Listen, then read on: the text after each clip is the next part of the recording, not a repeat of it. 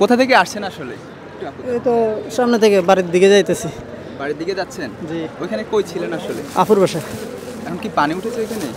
পানি বাসা পর্যন্ত উঠে নাই, মানে লেভেলে ছিল। লেভেলে ছিল। হ্যাঁ, আপনি ডাক্তার শহর এলাকায় থাকেন নাকি?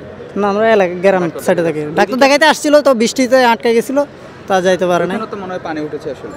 হ্যাঁ, ওইখানেও পানি উঠছে। পানি উঠছে? হ্যাঁ, পুরো বাড়িতে উঠে নাই, ওই উঠানে লেভেলে উঠছে আর কি।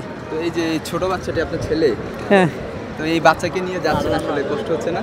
কষ্ট তো হচ্ছে, যাওয়া তো লাগবে। যদি আমার বাসা পানি, আমরা 3 দিন আগে স্কুলে কথা কেছি বুঝছেন, ঘর কিচ্ছু নেই, সব মাল সামান গেছে বাচ্চা। হ্যাঁ, এরপর দোকান চুরি হয়েছে পরশু দিনে। আমার ওই হোটেল আছে একাডেমি রেল লাইনের উপরে, দোকানও চুরি হয়েছে, এর ভিতরে কিচ্ছু নাই, সব গেছে বাচ্চা।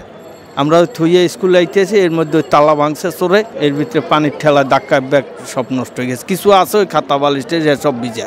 এখন পর্যন্ত একাডেমি স্কুলে কোনো ত্রাণ দেয়, গ্রামের এলাকার মানুষজন ওই বিস্কুট টিস্কুট, ওই কেক টেক, এই দুগা মুড়ি টুড়ি, হ্যাঁ দর্জনার মিলেই এত দুগা দেয়।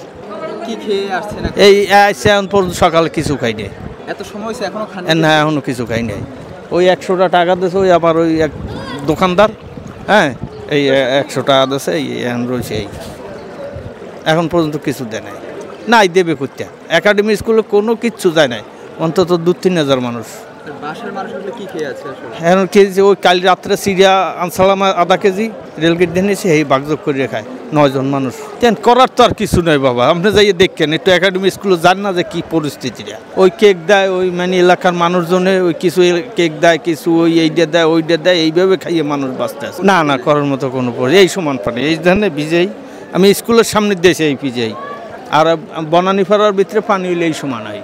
আর সোডা হাত যেভাবে বাড়ছে, আর কিচ্ছু থাকার অসম্ভব। যারা আসলে গরিব মানুষ তাদের কি হবে? কি হবে, আল্লাহ ছাড়া তো আর গরিব মানুষের কেউ নাই, এর পাশে তো আর দাঁড়ানোর লোকও নাই কেউ।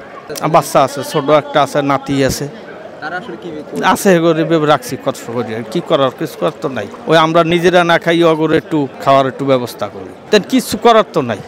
আপনার ছেলের সন্তান যদি আপনি কি ফালাই দেবেন? এই যে নাতি দেখতে আসছি, এখন এরা কোথায় আছে, এখন এই খবর পাইতেছি, তারপর যাইতেছি যে দেখি কি অবস্থা। আইতে মা টান, রক্তের টান, করার তো কিছু নেই বাবা।